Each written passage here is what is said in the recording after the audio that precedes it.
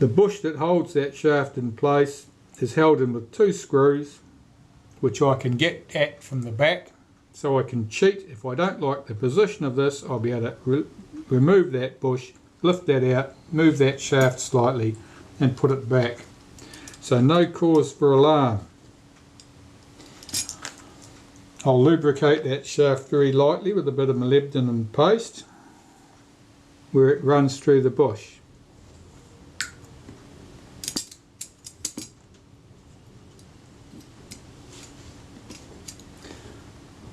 I will start with the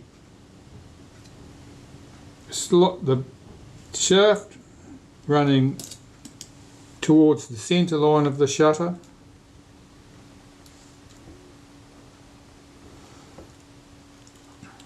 And the shutter fits to its housing. Yeah. Well, this turns, of course. That is not the top of the shutter. The top of the shutter will be, where is that? The top of the shutter is here. That is off to one side.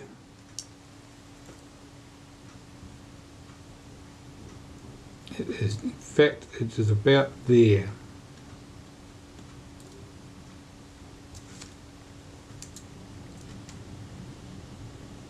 I've got to get my levers through these holes.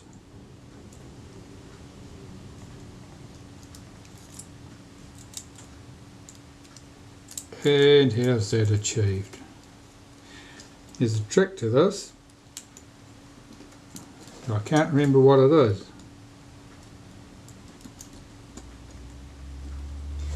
I think we have to cock the shutter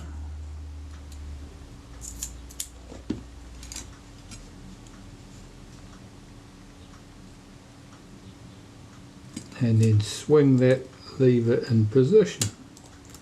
That looks promising.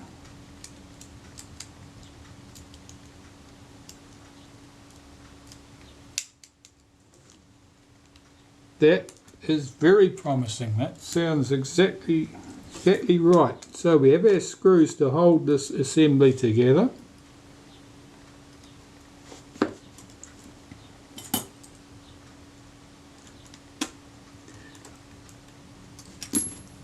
I'll run them loosely into place.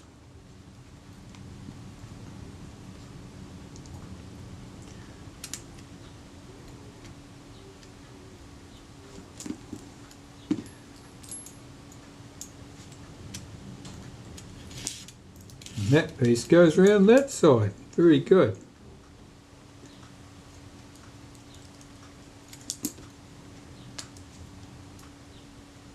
All of these helpful sections here are rotating fairly freely around each other, so it's difficult to see what you're supposed to be aligning with what.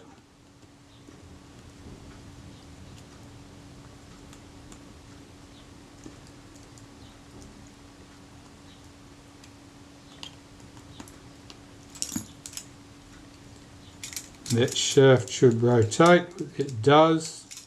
That's good. That's all looking very promising. Tighten up my 4 screws.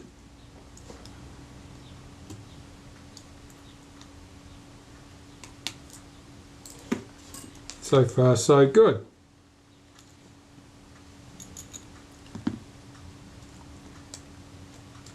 A flash sink wire must come over the top at that point. Yes, just like that.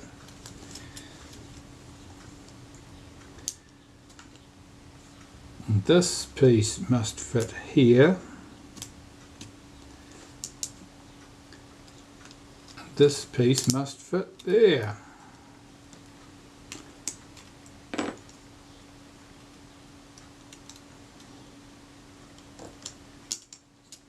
course, this has to couple to, there's my shutter release.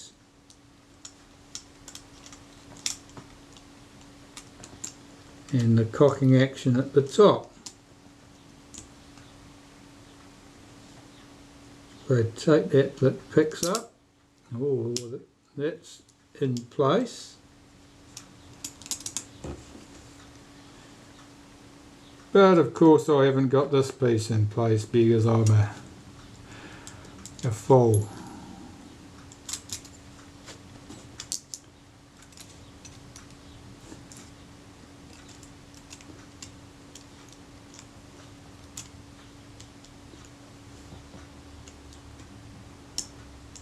The shutter release is coupled, the cocking action is coupled. Is this sitting correctly? It is now. And the chrome trim and the black metal trim are all sitting correctly positioned. 4 screws.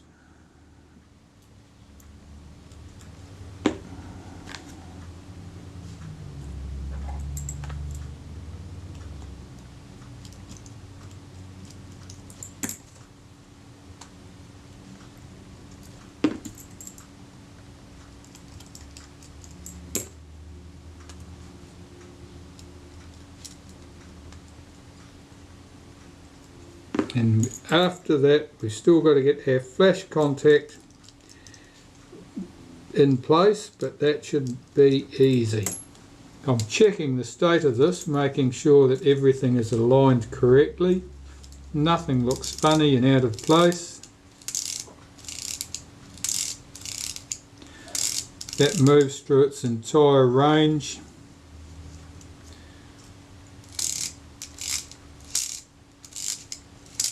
That looks good.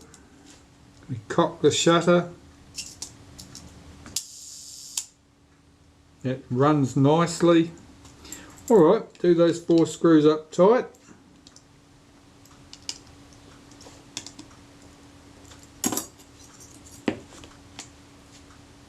Get my flash contact in place.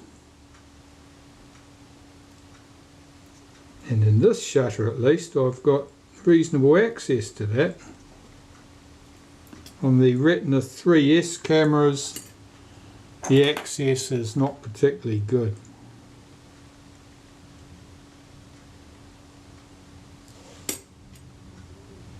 Just back that screw off slightly so I can fit that over the post on the flash contact. Get the flash sync wire pushed into place so that it goes down the back of that contact. That looks good. Get in from the side with my screwdriver, do up that tiny little screw.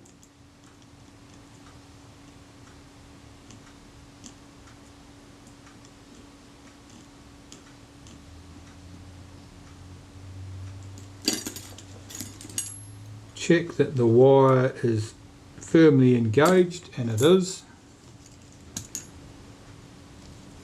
There's our shutter assembly. Just needs its lenses fitted, and then this is ready to go back on the camera body.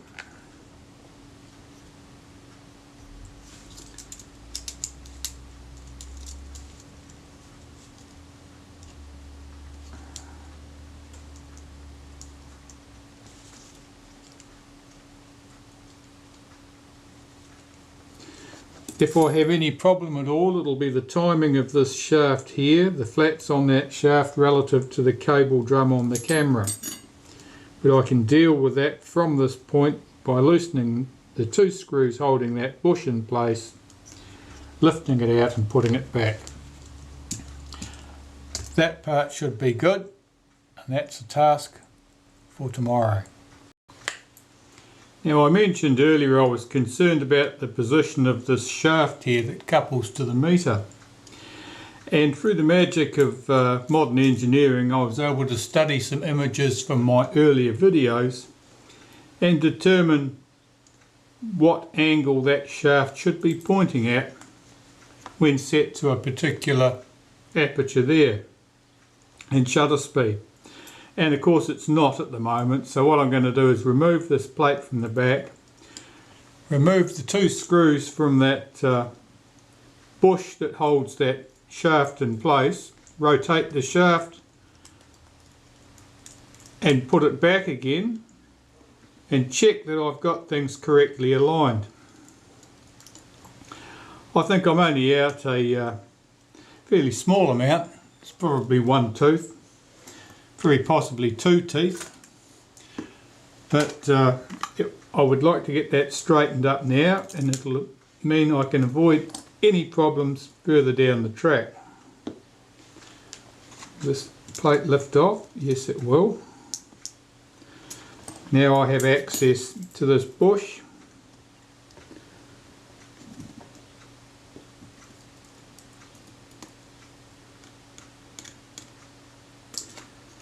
And it means I can lift that bush and the gear up, rotate the gear and re-engage it.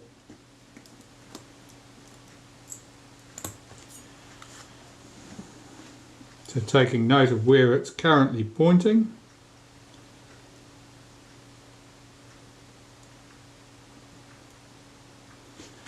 I think that would be sufficient.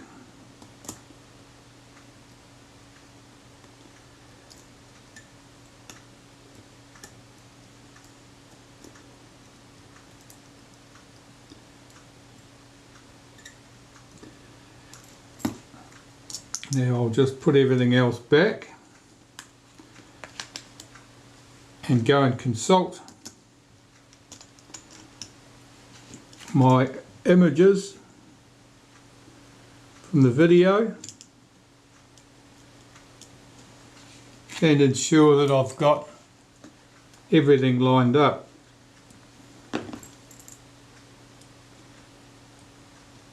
If I'd been thinking straight, I would have taken some still images of the position of that shaft before I started, and I could have avoided having to go through this business. However, it's better to find out now before I try and reinstall the thing back on the camera than have to completely dismantle it later because I've decided that the meter won't move to its full range of movement. I'm just checking that everything's seated correctly here. That looks good. Lift up those 4 screws.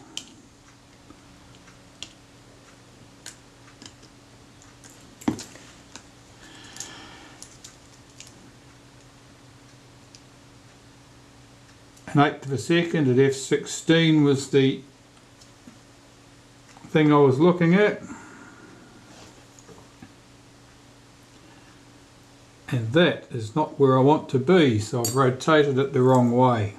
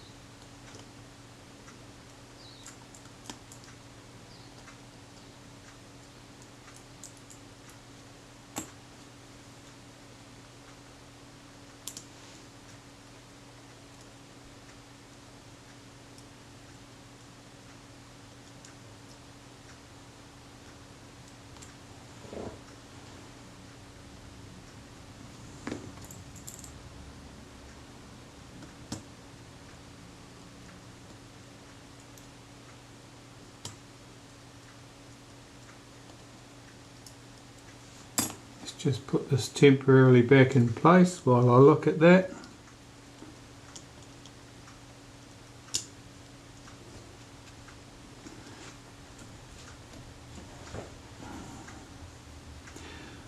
Now I want to rotate it clockwise about 1 tooth, I think.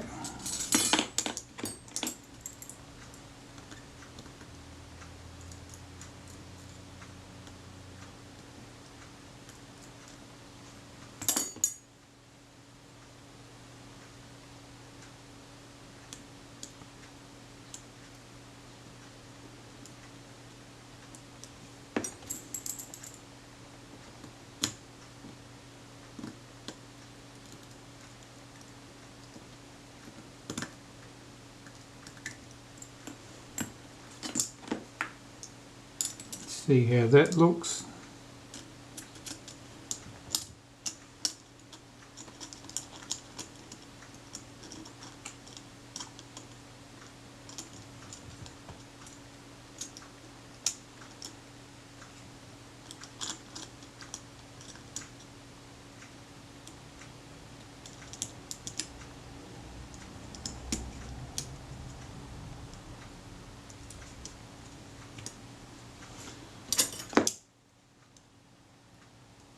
And that, I believe, is where I need it to be.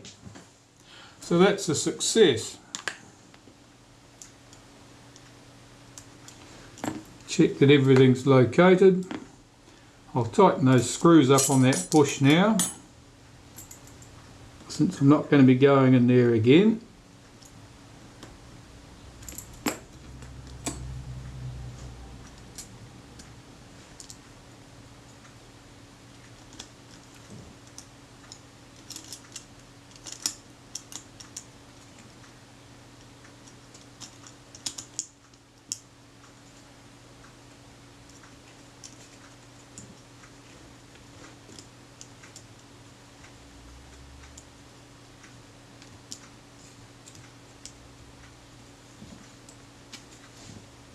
That looks very good.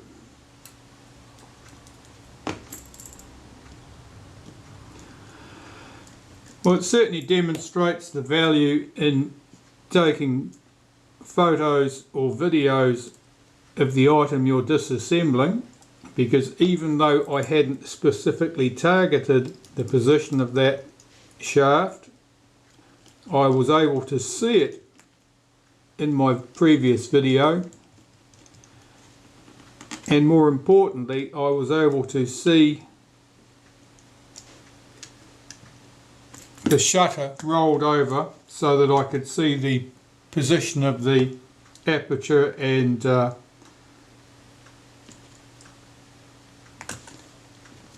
shutter speed settings. That looks good. Well, that's dug me out of that little hole. I can move on to the next stage. Here's my baffle. It sits in there like that.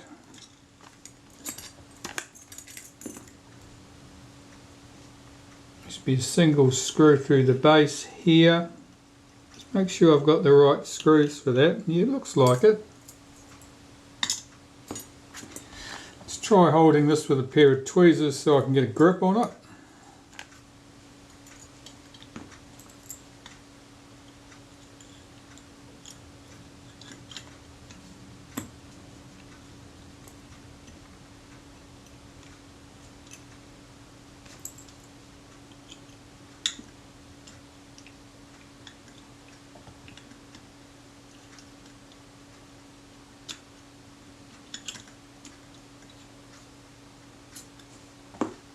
It went relatively smoothly.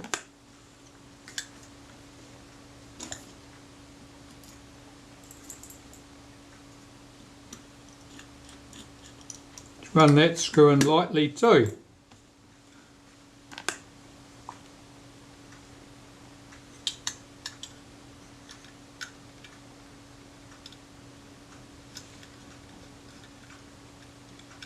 Get the rangefinder lever on that post.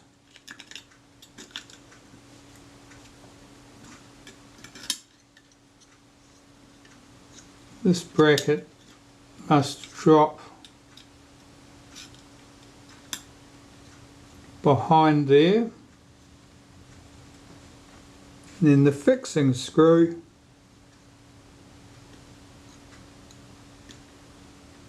goes here.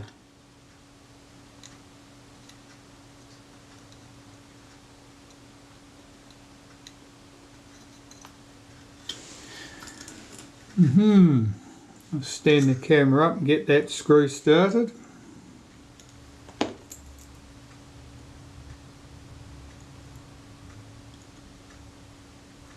It's just started.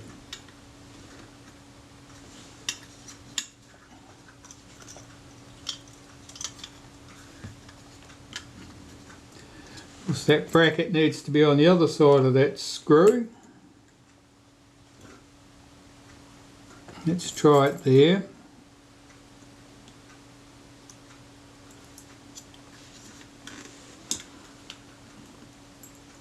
Let's see if that pin will go into its socket in the arm.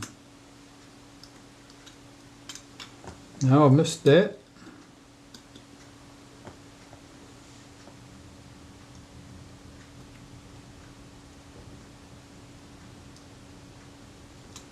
And again, is it because this isn't seated correctly again?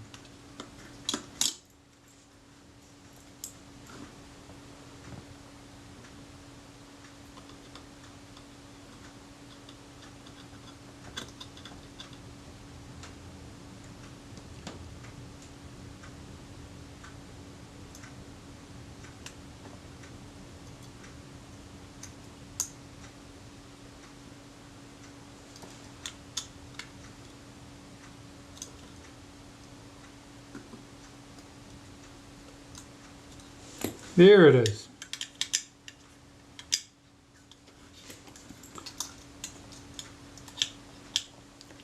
The rangefinder arm would be pushing this forward. This piece here would be getting pressed on by that pin in the shutter to press the rangefinder arm backwards, and that's what would make it all go. Let's do those screws up. Check that I'm happy with the fit of that. There is not an excessive amount of backlash in that shaft. I think that's quite good.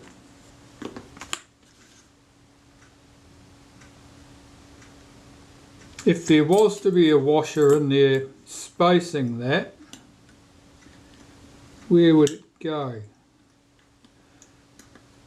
Probably at the top between the arm there, but that slot is quite wide. It would need to be quite a broad washer, so perhaps not.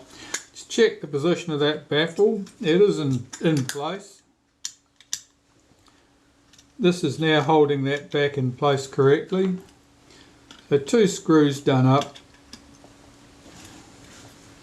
The pivot screw at the top is done up.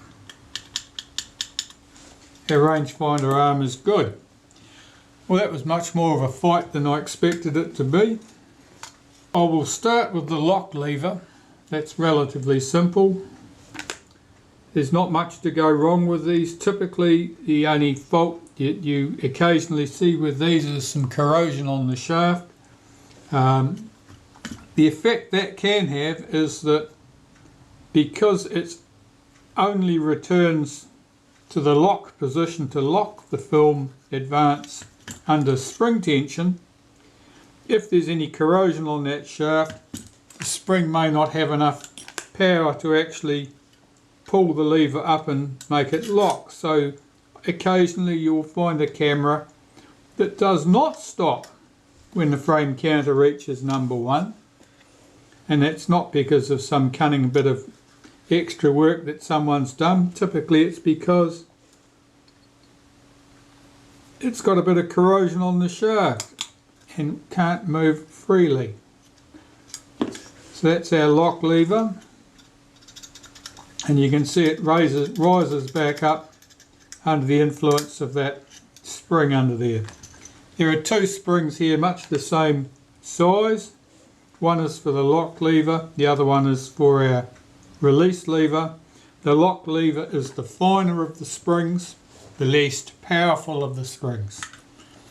Now our spring on the bottom of the release lever has to be hooked back into position.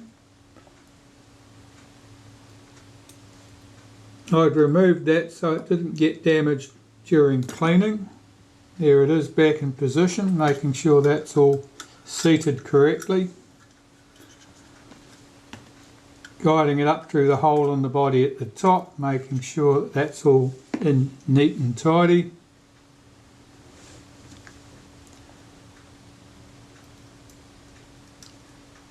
Now the top of that shaft is split split, and that allows it to have some tension on the screw so that you can adjust the screw and it'll stay roughly where it's been put. That's important because that screw is used to adjust the point at which the film advance is released, and ideally that should happen at exactly the same time that the shutter itself releases. Let's have a look at this. So take my film spool, put its bush on the bottom, the plain hole, the hole with the shaped end is where the film advance engages at the top. And I need my graphite grease for lubricating this. Here I have some graphite grease. I've found this grease to be particularly useful for this job. It clings tenaciously to the shaft, so a little bit goes a long way. I'll pull back the spring, apply some grease above it, pull back the collar and apply some grease on the shaft below it, and work that collar to make sure that that grease has been distributed inside there. That's all good.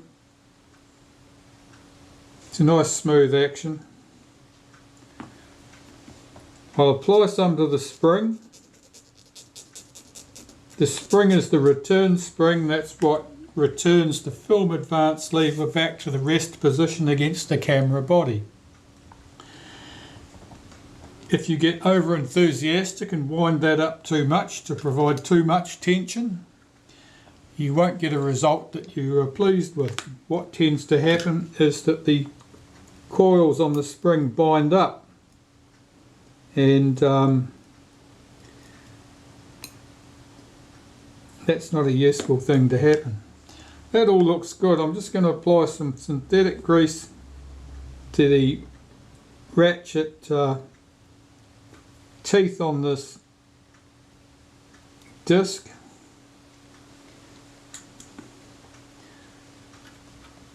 This can drop into position. I'll pull my lock lever up out of the way, my release lever to one side, and I took note of the tension on this when I started, so I know where I need to have this start so that I've got good return spring there. See if I can get these holes lined up.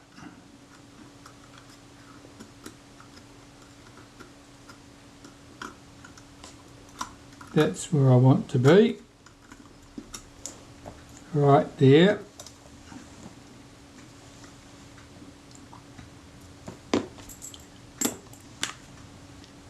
Just need to get one screw in there and started, and then it'll hold itself in place.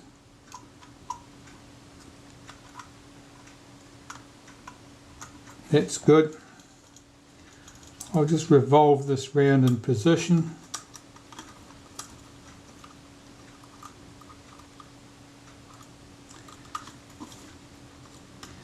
Why does that not want to revolve?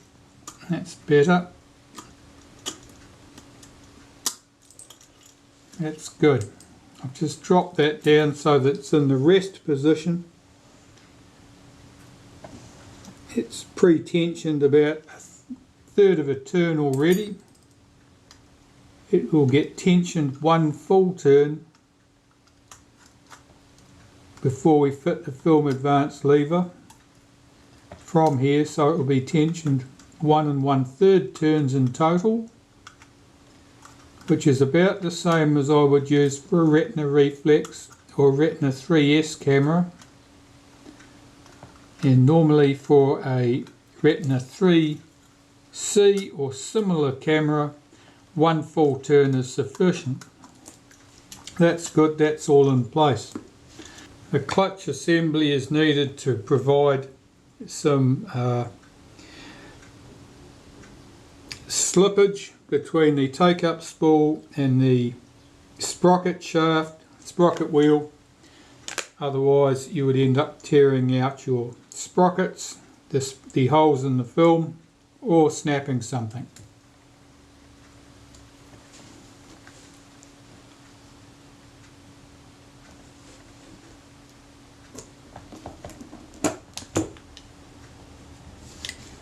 That's assembled. I've used graphite grease there again.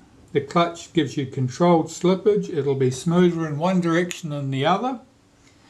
The smooth direction is the direction it's actually going to need to move, so that's all good.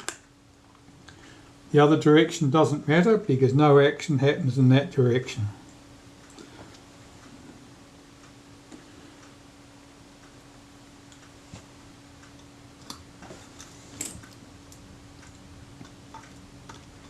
Just put this clutch assembly on the shaft and it engages down with the spool below it. So if I revolve the spool with my thumb, you can see the clutch is revolving.